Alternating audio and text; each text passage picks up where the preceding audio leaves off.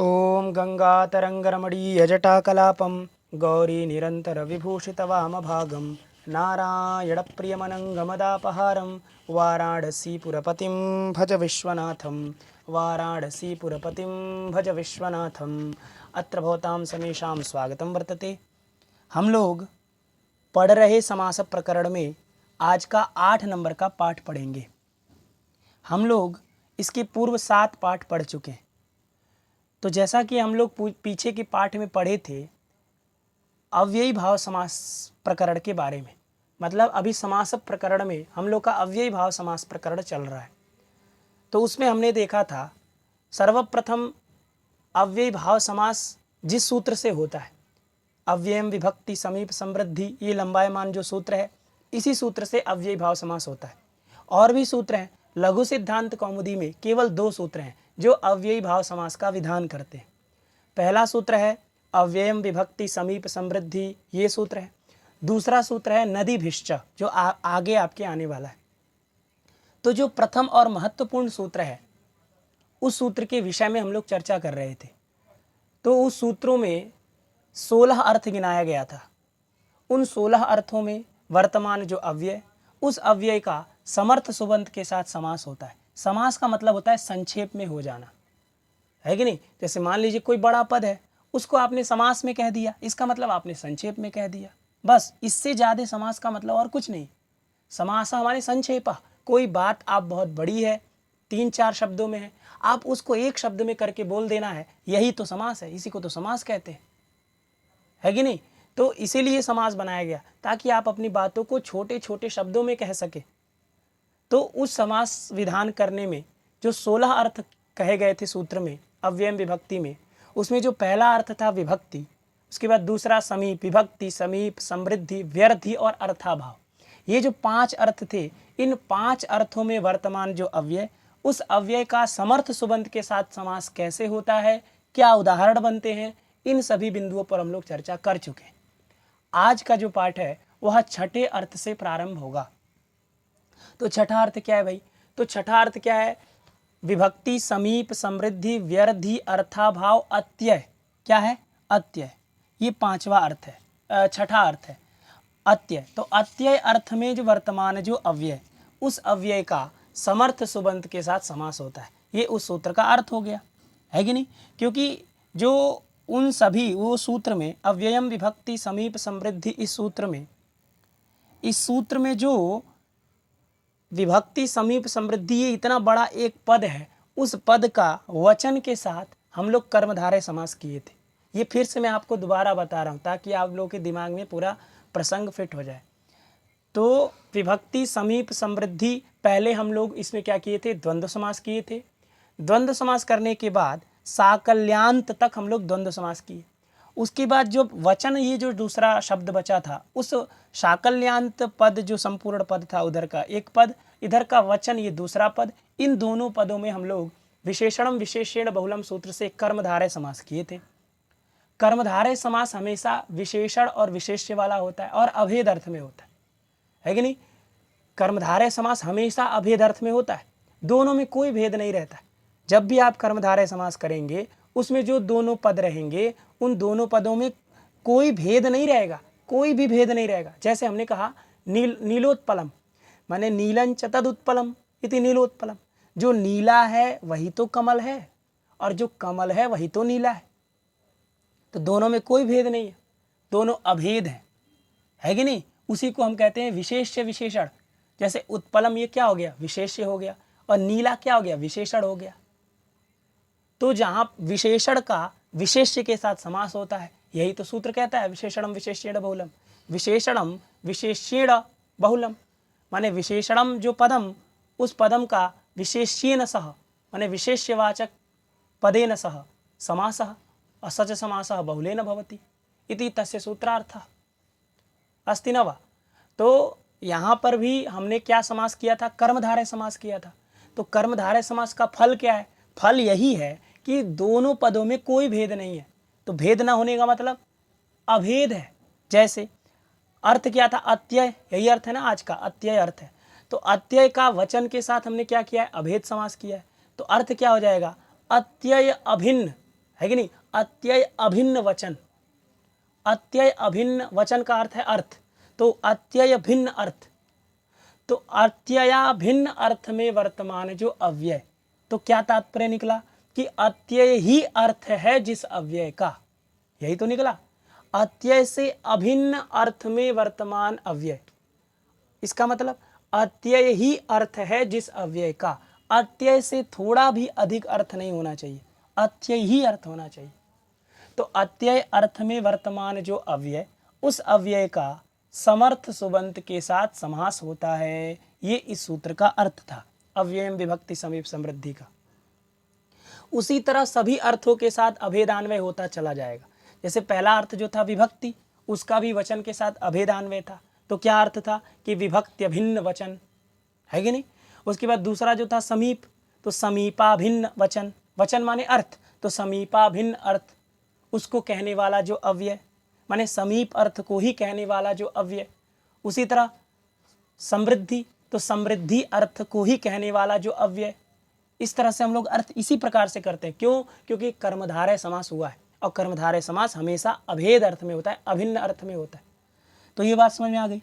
अब देखिए, अत्यय अर्थ में वर्तमान जो अव्यय, उस अव्यय का समर्थ सुबंत के साथ समास कैसे होता है, क्या होता है, क्या प्रयोग बनते हैं, उन बातों पर हम लोग इस समय विचार करते हैं। तो अत्यय का मतलब क्या होता है, सर्वप्रथम देखते हैं। अत्यय माने होता है ध्वंस, अत्ययो ध्वंसः। अत्यय माने होता है ध्वंस, ध्वंस का मतलब नाश।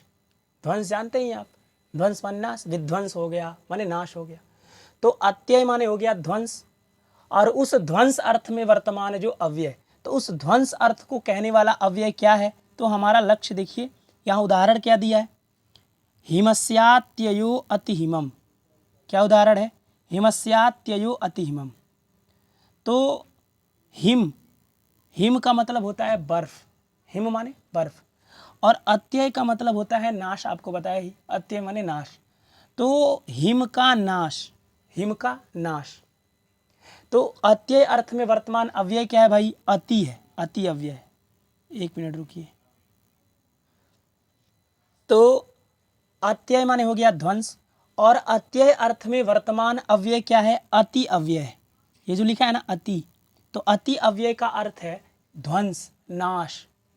ये आप कैसे जाने अति अव्यय का है अर्थ, अति अव्यय का अर्थ है ध्वंस, नाश, तो इस प्रयोग से आप जाने, यही तो हमें सीखना है, यही तो यहाँ बताया जा रहा है कि अत्यय अर्थ में वर्तमान जो अव्यय, तो अत्यय अर्थ में कौन सा अव्यय यहाँ पर वर्तमान है, तो अति अव्यय है। अति अव्यय का अर्थ होता है अत्यय, अत्यय माने ध्वंस, नाश। तो अत्यय अर्थ में वर्तमान अव्यय हो गया अति अव्यय। इस अति अव्यय का समर्थ सुबंत के साथ समास होगा। तो समर्थ सुबंत क्या है, तो हिमस्य, ये समर्थ सुबंत है, हिमस्य है, और आगे अत्यय है। देखिए ये लिखा है हिमस्य और आगे अत्यय, तो अत्यय और हिमस्य यहाँ पर दीर्घ संधि होकर एक में लिख दिया, हिमस्यात्ययो, और आगे ये खंडाकार में अ है, तो अति हिमम। तो अति हिमम ये क्या हो गया, मेरा प्रयोग हो गया। अति हिमम क्या हो गया, प्रयोग हो गया। जैसे ऊपर हमने अधिहरी बनाया, जैसे हमने निर्मक्षिकम बनाया, जैसे दुर्यमनम बनाया, जैसे निर्मक्षिकम बनाया, जैसे सुमद्रम बनाया, उसी तरह यहाँ पर हमारा प्रयोग क्या बनेगा, अति हिमम, ये प्रयोग बनेगा। लेकिन उसका लौकिक विग्रह क्या होगा, तो लौकिक विग्रह होगा हिमस्यात्ययः। क्या होगा, हिमस्यात्ययः इति लौकिक विग्रह। अब चूंकि आप जानते हैं नित्य समास है, तो नित्य समास है तो अश्वपद विग्रह होगा। अश्वपद विग्रह का मतलब होता है अन्येन पदेन सह विग्रहः, अन्येन पदेन सह समासः। दूसरे पद के साथ विग्रह होता है और दूसरे पद के साथ समास होता है। तो विग्रह किसके साथ हो रहा है, अत्यय के साथ हो रहा है, और समास किसके साथ हो रहा है, अति के साथ हो रहा है कि नहीं। तो इसी को तो नित्य समास कहते हैं। तो अब देखिए हिमस्यात्ययः, ये क्या हो गया, लौकिक विग्रह। और अलौकिक विग्रह क्या होगा, तो हिम गस अति इति अलौकिक विग्रह, ये अलौकिक विग्रह होगा। हिम के बाद गस आएगा, क्यों, क्योंकि लौकिक विग्रह में आपने षष्ठी का प्रयोग किया, हिमस्य ये किया है।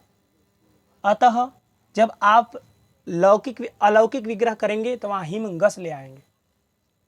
तो अलौकिक विग्रह क्या हो गया, हिम गस और आगे अति, बस। अति से उत्तर सु नहीं आएगा, क्यों, क्योंकि अति से उत्तर आप सु ले भी आएंगे तो भी उसका लुक हो जाएगा, क्यों, क्योंकि अति अव्यय है। और अव्यय आदाप से उपसर्ग लुक हो जाता है।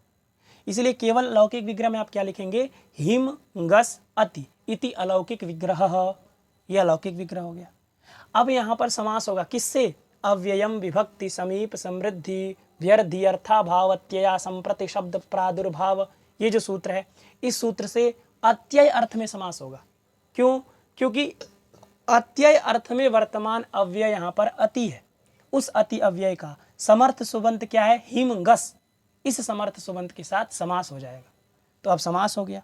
समास होने के बाद क्या हुआ भाई, तो समास होने के बाद तुरंत उसकी समासत्वात् उसकी प्रातिपदिक संज्ञा हो गई। क्यों, क्योंकि जिसका समास होता है उसकी प्रातिपदिक संज्ञा होती है। वो करने वाला सूत्र है कृत्यधित्य समासाश्च, तो उस सूत्र से आपने प्रातिपदिक संज्ञा कर दी। प्रातिपदिकत्वात् क्या हुआ भाई, प्रातिपदिक संज्ञा कर दिए तो क्या हुआ, अभी हम प्रक्रिया बता रहे हैं। समास हो चुका, समास में कोई झंझट नहीं है, बस सूत्र से समझना है किस सूत्र से समास हो रहा है और किस अर्थ में समास हो रहा है, बस बाकी सारी प्रक्रिया पूर्ववत होती है। प्रक्रियाएं जो है वो पूर्ववत ही होंगी, बस समास करने वाले सूत्र बदलते जाएंगे। तो देखिए समास तो हमने कर दिया, किस अर्थ में किया, तो अत्यय अर्थ में किया। अत्यय माने क्या होता है, नाश होता है। तो उस नाश अर्थ में वर्तमान अव्यय क्या था, अति था। तो उस अति अव्यय का समर्थ सुबंत जो था हिम गस, उसके साथ समास कर दिए। समास करने के बाद प्रातिपदिक संज्ञा किए। प्रातिपदिकत्वात् सुपो धातु प्रातिपदिकयोः सूत्र से जो सुप है, सुप क्या है, अब हिम गस और आगे अति है, उसमें सुप क्या है, तो उसमें सुप है गस, क्योंकि हिम गस अति, इसमें हिम तो सुप है नहीं। सुप का मतलब सु औजस अम औषष्टाभ्याम विस, ये 21 प्रत्यय, तो उन 21 प्रत्ययों में हिम तो आता नहीं, तो हिम तो सुप है नहीं। अति भी नहीं आता, अति भी सुप नहीं है, सुप क्या है, गस है, इसलिए गस का लुक हो गया। तो क्या बचा, हिम अति, ये हो गया। बात समझ में आ गई। तो हिम अति होने के बाद अब इस अवस्था में क्या होगा भाई, तो इस अवस्था में सर्वप्रथम अव्ययी भाव सूत्र से अव्ययी भाव संज्ञा होगी, इसका नाम हो जाएगा अव्ययी भाव। अब ये अव्ययी भाव हो गया, क्यों, क्योंकि अव्ययी भाव इस सूत्र के अधिकार में ये आया है, इस सूत्र के अधिकार में ये समास का विधान हो रहा है, इसलिए इसका नाम क्या हो गया, अव्ययी भाव हो गया। अब ये अव्यय हो गया, अव्यय पहले नहीं था, पहले अव्यय केवल अति था, लेकिन अब क्या हुआ, हिम अति, ये पूरा समुदाय अव्यय हो गया। ये पूरा जो शब्द है हिम अति, ये पूरा शब्द अव्यय हो गया, है कि नहीं। इसका फल क्या है भाई, इसका फल आगे बताया जाएगा। अभी आप इतना समझिए कि ये क्या हो गया, अव्ययी भाव सूत्र से अव्ययी भाव हो गया। बात समझ में आ गई। और एक और अव्ययी भावश्च सूत्र है, उस सूत्र से क्या हो गया, ये नपुंसक लिंग भी हो गया। दो सूत्र हैं, एक अव्ययी भाव सूत्र है जो कि अव्ययी भाव संज्ञा करता है, और एक अव्ययी भावश्च सूत्र है जो नपुंसक लिंग कर देता है। तब ये नपुंसक भी हो गया, ये नपुंसक शब्द हो गया। नपुंसक शब्द था नहीं, लेकिन चूंकि समास कर दिए, समास करने के बाद क्या हो गया, ये नपुंसक लिंग वाला शब्द हो गया।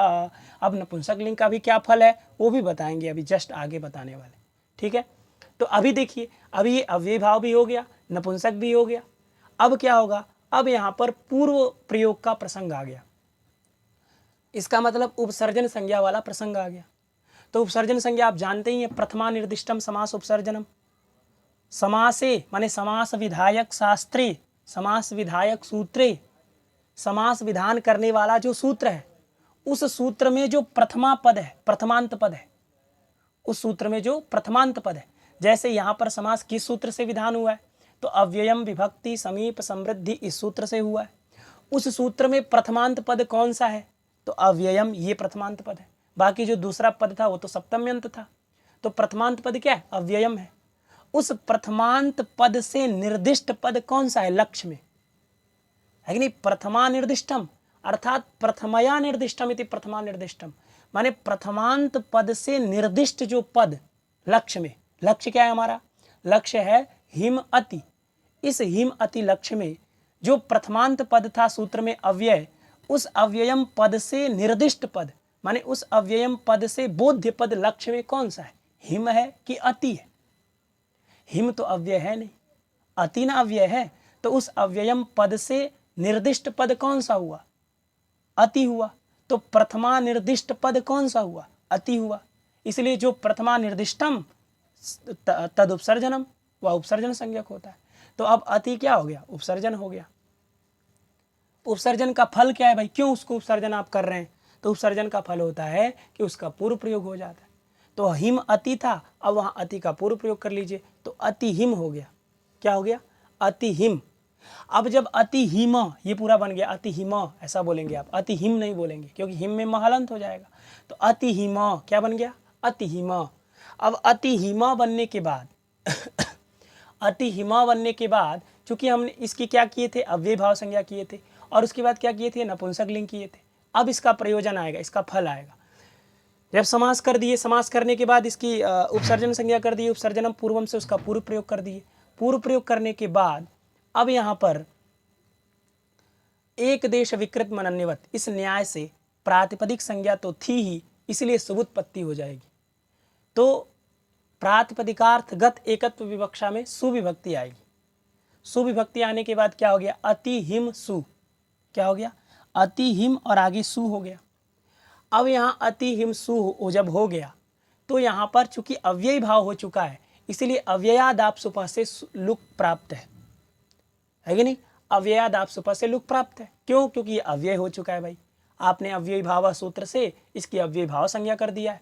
इसका मतलब ये अति हिमा, ये जो पूरा पद है वो अव्यय है, और जब अव्यय है तो अव्ययाद आप सुपह, अव्यय से और आप से उत्तर जो सुप होता है उसका लुक होता है, तो अव्ययाद आप सुपह से लुक प्राप्त है। तो उसी का निषेध करेगा कौन सा सूत्र? ये जो ऊपर का सूत्र हम लोग पढ़े थे, नाव्ययी भावादतुम तो पंचम्याः, ये जो सूत्र हम लोग पढ़े थे, है कि नहीं? तो ये सूत्र कहेगा कि अदंतात अव्ययी भावात, यदि ह्रस्व आकार अंत में हो ऐसा अव्ययी भाव समास हुआ हो, तो यहाँ हमारा जो लक्ष्य है अति हिम, इसमें ह्रस्व आकार अंत में है और ये अव्ययी भाव भी है, इसीलिए अदंत भी है और अव्ययी भाव भी है। तो सुपो न लुक, सुप का लुक नहीं होगा, मतलब अव्ययाद आप सुपह से प्राप्त जो सुप लुक था वह सुप लुक नहीं होगा। नहीं होगा तो क्या होगा भाई? तो कह रहे तस्य, तस्य माने सुपह, उस सुप के स्थान में क्या होगा? अमादेश, अमादेश होता जाएगा। तो अमादेश कर दीजिए, लेकिन पंचमी में बिना, पंचमी को छोड़ दीजिएगा, पंचमी में अमादेश नहीं होगा, तो पंचमी में जो बनता है वही बनेगा। और तृतीया सप्तमी और बहुलम, तृतीया और सप्तमी में बहुलता से अमभाव करिएगा, मतलब एक बार करिएगा एक बार मत करिएगा। ये सूत्र हम लोग देखे थे। तो उसी तरह यहाँ पर देखिए, जब हम प्रथमा में बनाएंगे तो क्या बनाएंगे? सुप का लुक नहीं करेंगे, नहीं करेंगे, क्या करेंगे? उसको अमादेश कर देंगे। तो अति हिम था, सु को अम कर देंगे, अमी पूर्व से पूर्व रूप कर देंगे, तो अति हिमम। फिर अति हिम औ आएगा, औ को भी अमादेश कर देंगे, किससे? नाव्ययी भावादतुम तो पंचम्या सूत्र से, तो अम कर देंगे, तो उसको भी अम करके पूर्व रूप कर देंगे, तो अति हिमम अति हिमम अति हिमम, यही बनेगा। ऐसा मत बनाइएगा अति हिमः अति हिमौ अति हिमाः, एतादृशम रूपम न चलिष्यति। क्या चलेगा? तो अति हिमम अति हिमम अति हिमम, ये प्रथमा का। द्वितीया में अति हिमम अति हिमम अति हिमम। तृतीया में चूंकि तृतीया सप्तमी और बहुलम ये ऊपर सूत्र लिखा है, तो इस सूत्र से बहुलता से होगा। बहुलता का मतलब होता है विकल्प, एक तरह से समझिए, तो विकल्प से होगा। तो एक बार होगा तो क्या बनेगा? अति हिमम, अमादेश जब हो जाएगा तो अति हिमम, और जब नहीं होगा तो अति हिमेन, इस तरह बनेगा। अति हिमेन, जैसे रामेण बनता है उसी तरह अति हिमेन अति हिमाभ्याम अति हिमई, इस तरह एक बार बनेगा।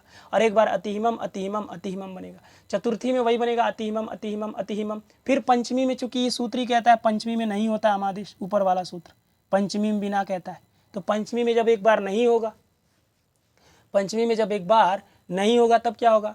तो पंचमी में जब नहीं होगा तो जो बनता है हमारा, जैसे रामात रामाभ्याम रामेभ्य, यही तो बनता है, तो वहाँ भी बनेगा अति हिमात, है कि नहीं? अति हिमाभ्याम अति हिमेभ्य, इस तरह से उसका भी बनेगा।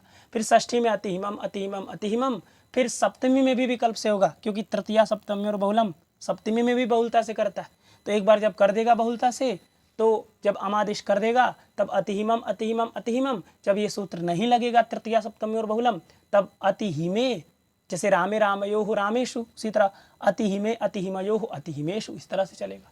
तो अति हिमम आप समझ गए। अति हिमम का अर्थ हो गया बर्फ का नाश। क्या अर्थ हो गया? बर्फ का नाश।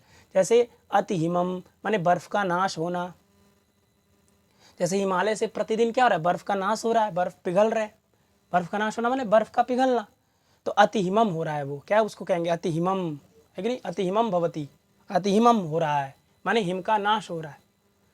तो अत्यय अर्थ में वर्तमान जो अव्यय था अति अव्यय, उस अति अव्यय का समर्थ सुबंत जो हिमगस था उसके साथ समास हम लोग देख लिए, अति हिमम ये बन गया।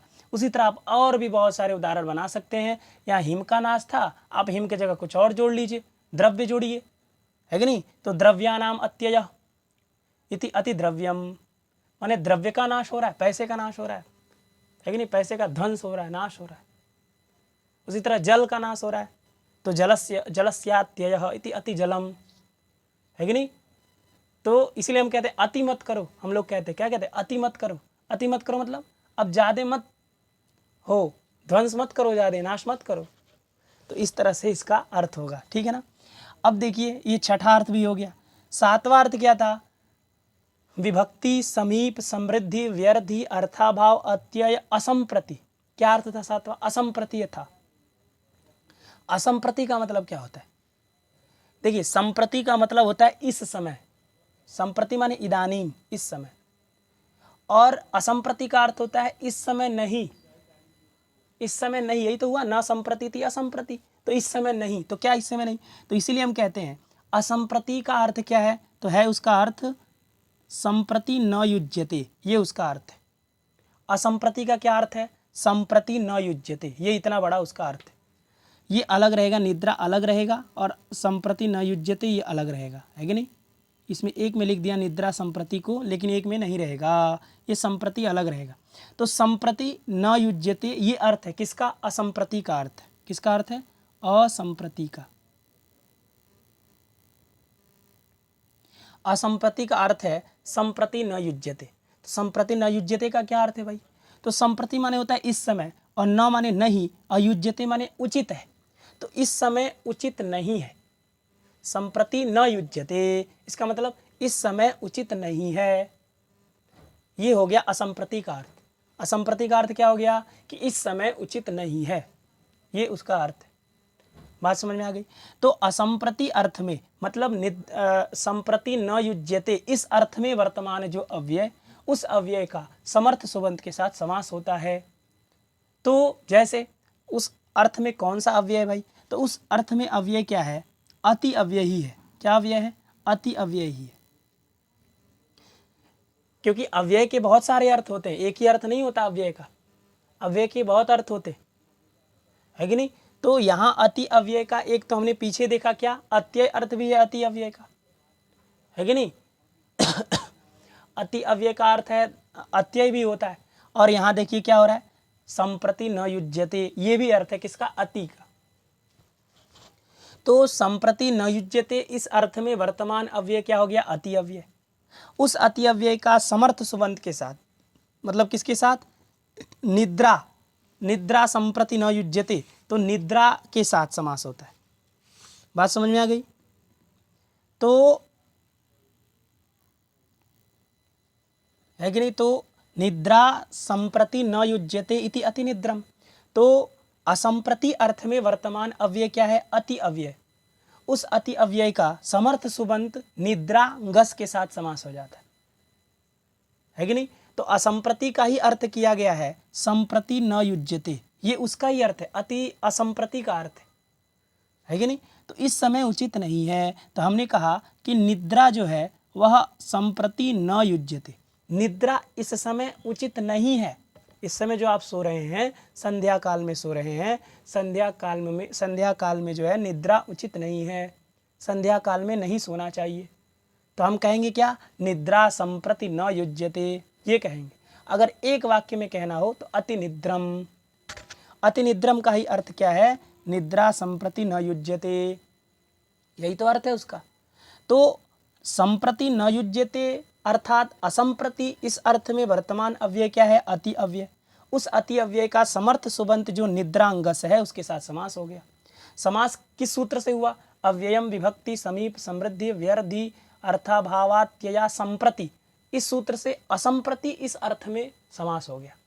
समास होने के बाद आप जानते हैं समासत्वात् कृत्यधित्य समासाश्च इति सूत्रेण प्रातिपदिक संज्ञा भवति, प्रातिपदिकत्वात् सुप धातु प्रातिपदिकयोः इत्यनेन सूत्रेण प्रातिपदिका व्यवस्था सुपः लुक् स्यात्। तो जब सुप का लुक हो गया तो निद्रांगस अति था, गस चला गया, निद्रा अति हो गया।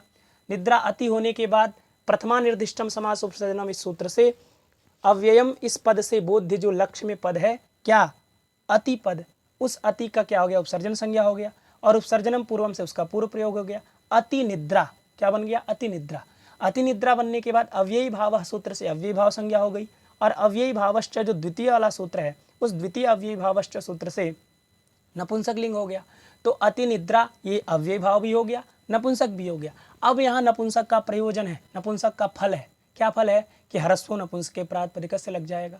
नपुंसके विद्यमानस्य प्रातिपदिकस्य ह्रस्व स्यात्। नपुंसक लिंग में वर्तमान जो नपुंसक लिंग में विद्यमान जो प्रातिपदिक होता है उसको ह्रस्व हो जाता है। किसको ह्रस्व होता है भाई? तो अच को होता है, क्योंकि अचश्च परिभाषा वहां पर जाता है। तो उसका अर्थ होता है ह्रस्व नपुंसके प्रातिपदिकस्य का कि नपुंसके विद्यमानस्य प्रातिपदिकस्य अचः ह्रस्व स्यात्। नपुंसक लिंग में विद्यमान जो प्रातिपदिक, तो यहाँ अति निद्रा क्या है? ये नपुंसक लिंग का है। क्यों? क्योंकि इसकी नपुंसक लिंग संज्ञा हो चुकी है अव्ययी भावश्च से। तो नपुंसक लिंग में विद्यमान प्रातिपदिक क्या हो गया? अति निद्रा ये हो गया। और उस अति निद्रा का क्या हो जाए? उस अति निद्रा का जो अच, अच क्या है? निद्रा में आ है कि नहीं? अति में ती भी है, ती में ई भी है, लेकिन वो ह्रस्व है। तो ह्रस्व को थोड़ी ह्रस्व करना है, हमको दीर्घ को ना ह्रस्व करना है। तो अति निद्रा में दीर्घ अच क्या है? आ है, निद्रा में आ है। तो उस आ को क्या हो जाएगा? ह्रस्व हो जाएगा। तो अति निद्रा ये हो जाता है। फिर अति निद्रा होने के बाद जब अब ये क्या हो गया? अदंत अव्ययी भाव हो गया। तो अदंत अव्ययी भाव होने के चलते नाव्ययी भावादतुम तो पंचम्या सूत्र से जो सुप आया है एक देश विकृत मनन्यवत से, उस सु को अमादेश कर दीजिए तो अति निद्रम ये बन गया। तो उसका भी रूप वैसे ही चलेगा, अति निद्रम अति निद्रम अति निद्रम अति निद्रम अति निद्रम अति निद्रम। फिर तृतीया सप्तमी और भोलम लगा दीजिएगा तो अति निद्रेण है कि नहीं? अति निद्राभ्याम अति निद्रैहि, इस तरह से इसका भी रूप चलेगा। ठीक है, अब आगे देखिए, सातवां अर्थ हो गया। उसके बाद क्या है? असंप्रति। उसके बाद शब्द प्रादुर्भाव। क्या अर्थ है? शब्द प्रादुर्भाव मतलब शब्द प्रादुर्भाव अर्थ में वर्तमान जो अव्यय, उस अव्यय का समर्थ सुबंध के साथ समास होता है। शब्द प्रादुर्भाव का मतलब क्या है? शब्द प्रादुर्भाव का मतलब है शब्द प्रकाश, शब्द का प्रकाश करना, यह अर्थ है। प्रादुर्भाव का अर्थ है प्रकाश। शब्द प्रादुर्भाव का मतलब है शब्द प्रकाश, तो प्रादुर्भाव माने प्रकाश। तो जैसे शब्द प्रकाश अर्थ में वर्तमान जो अव्यय, क्या अर्थ हुआ? शब्द प्रकाशाभिन्न माने शब्द प्रादुर्भावाभिन्न वचन को कहने वाला जो अव्यय, उस अव्यय का समर्थ सुबंध के साथ समास होगा, है कि नहीं? तो जैसे वर्तमान में कौन सा अव्यय है जो कि शब्द प्रकाश अर्थ को कह रहा है? तो यहाँ पर कौन सा अव्यय है? इति अव्यय। जो इति अव्यय होता है वह शब्द प्रादुर्भाव अर्थ में होता है, शब्द प्रकाश अर्थ में होता है। शब्द प्रकाश का मतलब क्या होता है? तो शब्द प्रकाश जैसे शब्द से ही स्पष्ट हो रहा है, शब्द को प्रकाशित करना, शब्द के ऊपर फोकस देना, शब्द को हाईलाइट करना। जैसे हमने कहा कि रामः इति पश्य, रामः इति पश्य माने राम इसको देखो, ऐसा कहना हो हमको। तो रामः के बाद हम इति लगा देते हैं। तो इति लगाने का मतलब क्या होता है? हम उस राम को इंडिकेट करना चाहते, इशारा करना चाहते, विशेष रूप से बताना चाहते। तो हम उस राम शब्द को प्रकाशित करना चाह रहे हैं, हम बताना चाह रहे हैं कि राम इसको देखो ये। तो हम उसको इंडिकेट करने के लिए, इशारा करने के लिए, उसको प्रकाशित करने के लिए क्या करते? इति शब्द लगा देते। तो उसी अर्थ में, उसी शब्द प्रकाश अर्थ में यदि शब्द को आपको प्रकाशित करना हो तो वहाँ इति लगाइए, क्योंकि वो शब्द को प्रकाशित करता है जो इति अव्यय होता है।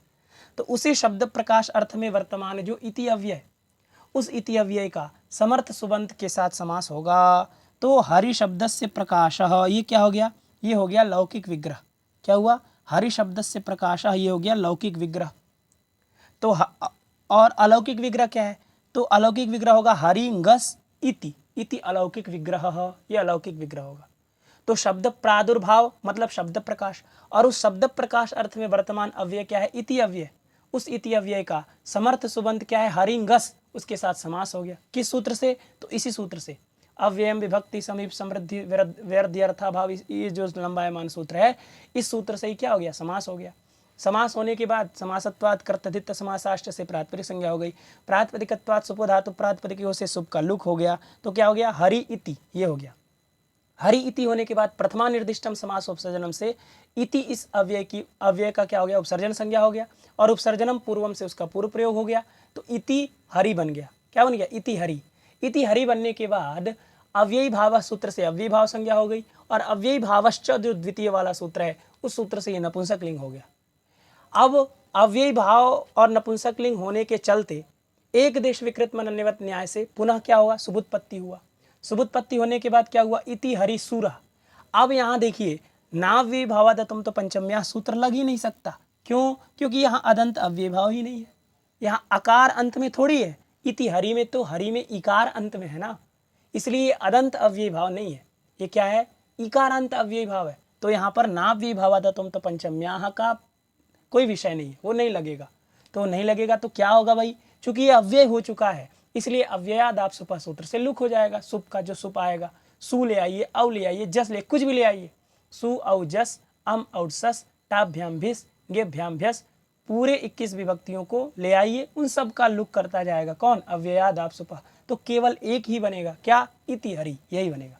जैसे आप अधिहरि बनाते हैं उसी तरह इति हरि। इति हरि का क्या अर्थ हुआ कि हरि शब्द का प्रकाश, हरि शब्द को हम बताना चाहते हैं। हम कहते हैं इति हरि माने हरि को देखो, इति हरि पश्य माने हरि को देखो, हरि, हम हरि को प्रकाशित करना चाहते हैं, विशेष रूप से बताना चाहते हैं। तो शब्द प्रकाश अर्थ में वर्तमान अव्यय क्या था, इति अव्यय, उसका समर्थ सुबंत जो हरिंगस था उसके साथ समास हो गया, तो इति हरि ये भी प्रयोग बन गया। बात समझ में आ गई। उसके बाद देखिए 8वां अर्थ भी हो गया। 9वां अर्थ क्या है, पश्चात अर्थ है। क्या अर्थ है, पश्चात, शब्द प्रादुर्भाव पश्चात, है कि नहीं। तो पश्चात का मतलब क्या होता है, पश्चात का मतलब होता है बाद। आप जानते हैं हम कहते हैं कि इसके पश्चात हम जाएंगे, तो पश्चात माने बाद, पश्चात माने बाद। तो पश्चात अर्थ में वर्तमान जो अव्यय, पश्चात अर्थ को कहने वाला जो अव्यय, उस अव्यय का भी समर्थ सुबंत के साथ समास होता है। जैसे पश्चात अर्थ को कौन कह रहा है भाई, तो यहाँ पर देखिए पश्चात अर्थ को जो है अनु अव्यय कहता है। अनु अव्यय का अर्थ होता है पश्चात, है कि नहीं। अनु अव्यय का क्या अर्थ है, पश्चात। तो पश्चात अर्थ में वर्तमान जो अव्यय हो गया अनु अव्यय, उस अव्यय का समर्थ सुबंत के साथ समास होगा। तो सुबंत क्या है, विष्णु, ये सुबंत है। क्या है, विष्णु, ये सुबंत है। तो लौकिक विग्रह क्या होगा, विष्णु पश्चात इति लौकिक विग्रह, ये लौकिक विग्रह होगा। अलौकिक विग्रह क्या होगा, अब देखिए जो कि पश्चात के साथ विग्रह हो रहा है, लेकिन समास किसके साथ होगा, अनु के साथ होगा। इसी को तो नित्य समास कहते हैं, इसी को तो अश्वपद विग्रह कहते हैं, है कि नहीं। तो विष्णु पश्चात इति लौकिक विग्रह, और विष्णु गस अनु इति अलौकिक विग्रह। अलौकिक विग्रह क्या करेंगे, विष्णु गस और आगे अनु। अब अलौकिक विग्रह में ही चूंकि समास की प्रक्रिया लगती है, तो अलौकिक विग्रह में समास करिए, किस सूत्र से, अव्ययम विभक्ति समीप समृद्धि, इस सूत्र से। किस अर्थ में, तो पश्चाद अर्थ में। तो पश्चाद अर्थे समासे कृते, पश्चात अर्थ में समास कर दिए। समास करने के बाद फिर पूर्ववत प्रक्रिया करिए, समासत्वात् कृतधित्व समासाश्च से प्रातिपदिक संज्ञा करिए, प्रातिपदिकत्वात् सुप धातु प्रातिपदिक से सुप का लुक करिए। सुप का लुक कर दिए तो क्या हो गया, विष्णु अनु, ये हो गया।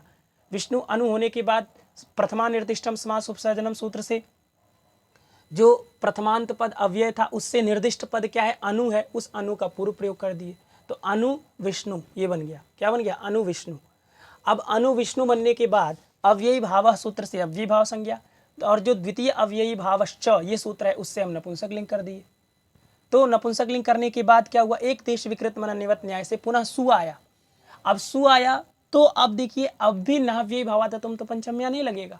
क्यों, क्योंकि यहाँ भी तो अदंत अव्ययी भाव नहीं है, यहाँ भी तो उकारांत है, उदंत है, अदंत नहीं है, इसलिए नाव्ययी भावादतम तो पंचम्या नहीं लगेगा। जब नहीं लगेगा तो अव्यय हो ही चुका है, अव्ययी भाव सूत्र से अव्यय हो ही चुका है, तो उससे उत्तर आने वाले जो सुबादी विभक्तियां हैं उन सभी विभक्तियों का लुक होते जाएगा। तो अनु विष्णु, अनु विष्णु, अनु विष्णु यही बनेगा।